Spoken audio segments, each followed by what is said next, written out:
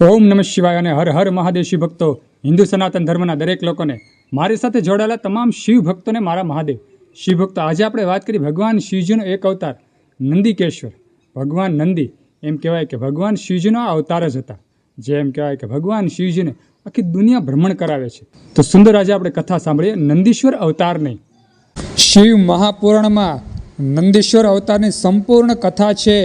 આ કથામાં નંદી શિવનો જ અવતાર છે તેમ વર્ણવવામાં આવ્યું છે. કથા એમ છે કે શિલાદ નામના ઋષિ બ્રહ્મચારી હોય છે. તે હંમેશા તપમાં લીન રહેતા હોય છે. હંમેશા ઈશ્વરમય રહેવું તે તેમનો ધર્મ હોય છે.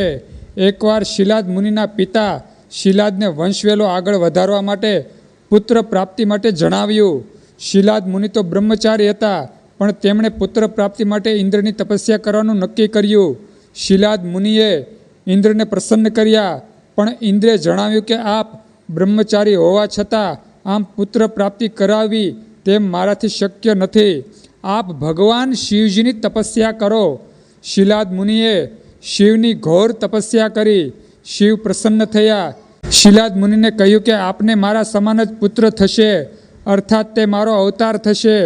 શિવના આશીર્વાદ મેળવ્યા બાદ શિલાદ મુનિએ યજ્ઞ કરવાનું નક્કી કર્યું. તે સમયે યજ્ઞ માટેની જમીન ખેડતા શિલાદ મુનિને એક બાળકની પ્રાપ્તિ થઈ. તે પરમ શિવના અવતાર નંદી છે. શિલાદ મુનિએ તે બાળકના ગર્ભ સંસ્કાર કર્યા. વેદો અને શાસ્ત્રોનું જ્ઞાન આપ્યું. એક વખત મિત્ર અને વરુણ નામના બે મહર્ષિઓ શિલાદ મુનિના આશ્રમે આવ્યા. તેમણે તે બાળકને આશીર્વાદ આપ્યા, પણ જતાં જતાં શિલાદ મુનિને એમ કહ્યું કે આ બાળક અલ્પ આયુ છે, અર્થાત બાળકનું આયુષ્ય ખૂબ ઓછું છે. શિલાદ મુનિ આમ સાંભળતા તેઓ ગમગીન અને દુઃખી થયા હતા. તેમને તે બાળક એટલે કે નંદીને પૂછ્યું કે હે પિતાશ્રી, આપ કેમ દુઃખી છો? આપના દુઃખનું કારણ જણાવો. શિલાદ મુનિએ નંદીને મહર્ષિઓએ કહેલી તમામ વાત જણાવી. નંદી બોલ્યા કે હે પિતા, આપ દુઃખી ના થાઓ. હું હમણાં જ પરમપિતા શિવની તપસ્યા કરવા જઈશ ને એવી તપસ્યા કરીશ કે અજર અમર થવાનું વરદાન પ્રાપ્ત કરીશ. નંદીએ શિવજીની કઠોર તપસ્યા કરી, જેનાથી સમગ્ર લોક બળવા લાગ્યા. નંદીની કઠોર તપસ્યાથી શિવજી પ્રસન્ન થયા અને નંદીને અજર અમર થવાનું વરદાન આપ્યું. અને શિવ નંદીની ભક્તિથી એટલા પ્રસન્ન થયા કે નંદીને તેમના મુખ્ય ગણ બનાવી દીધા. શિવજીએ તેમના તમામ ગણોને જણાવ્યું કે હું નંદીની ભક્તિથી એટલો પ્રસન્ન થયો છું કે આજ પછી નંદી કાયમ મારી સાથે રહેશે અને આપ તમામ ગણો તે મુખ્યા થશે, એટલે કે સૌથી નંદી મોટા હશે. નંદીનો અર્થ થાય છે આનંદનું પ્રતીક. નંદી નિત્ય નિજાનંદમાં રહેતા. નંદી શિવ સમીપ હંમેશા ધ્યાન મુદ્રામાં રહે છે. તે શિવ પાસે કોઈ ઈચ્છા કે અપેક્ષાથી નથી જતા. તેમનો શિવ પ્રત્યે દાસત્વ ભાવ છે, એટલે કે દાસનો ભાવ છે. તે શિવના ધ્યાનમાં શાંત ચૂપચાપ ધ્યાન અવસ્થામાં રહે છે. તે શિવ પાસે જઈ કશુંય બોલતા નથી, કંઈ માંગતા પણ નથી, પરંતુ પરમાત્માના દર્શન કરીને તેમને સાંભળે છે. આપણે બધા શું કરીએ છીએ ખબર છે? મંદિરમાં જઈને દુનિયાભરનું બોલ બોલ કરીએ છીએ, માંગ કરીએ છીએ.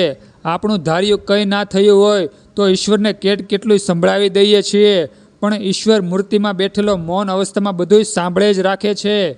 હકીકતમાં આપણે ઈશ્વરને કશું જ બોલવા દેતા નથી. જો આપણામાં બધામાં નંદી જેવો ભાવ આવી જાય, આપણે મંદિરમાં ઈશ્વરની પાસે જઈને કંઈ પણ બોલ્યા વગર ધ્યાનમાં સમર્પિત થઈ જઈએ, તો એક વખતમાં મૂર્તિમાં બિરાજમાન ઈશ્વર પણ કંઈક બોલશે. નંદીને વૃષભ કહે છે. નંદી પર બિરાજમાન શિવને વૃષભનાથ કહે છે. નંદી જેટલો શિવ પ્રિય છે તેટલો ભગવતી ઉમા પાર્વતીને પણ પ્રિય છે.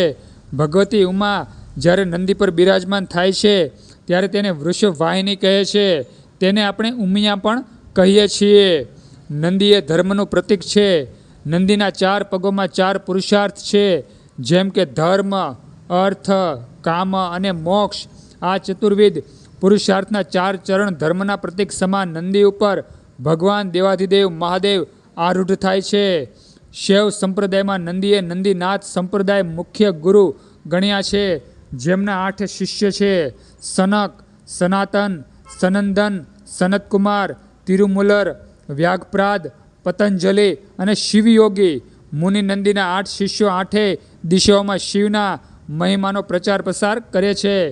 શાસ્ત્રો કહે છે કે શિવ હંમેશા ધ્યાનમગ્ન હોવાથી કોઈ પણ વાત નંદીના કાનમાં કહેવામાં આવે તો તે શિવ સુધી આપણી વાત પહોંચાડે છે.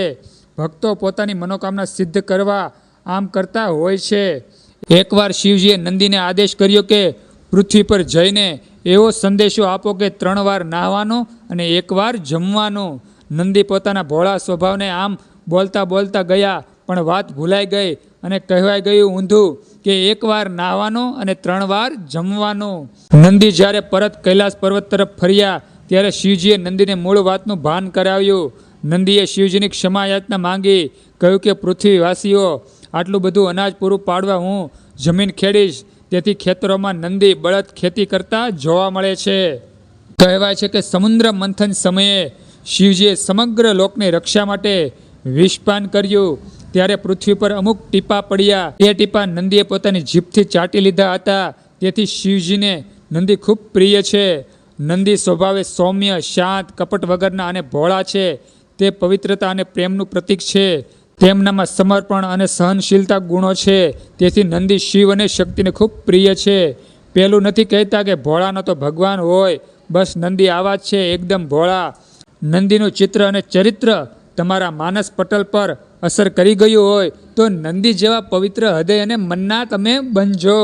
હું રોજ પ્રયત્ન કરું છું કે આવો બનું, તમે પણ પ્રયત્ન કરજો. તો શિવભક્તો, આવી હતી ભગવાન નંદિકેશ્વરની અવતારની કથા. સુંદર આ કથા ગમી હોય તો વિડીયોમાં લાઈક આપજો, કોમેન્ટમાં હર હર મહાદેવ ઓમ નમઃ શિવાય લખજો, અને આ વિડીયો બીજા હિન્દુ સનાતન ધર્મના લોકોને શેર કરી દેજો. બધા શિવભક્તોને, હિન્દુ સનાતન ધર્મના લોકોને મારા હર હર મહાદેવ અને ઓમ નમઃ શિવાય.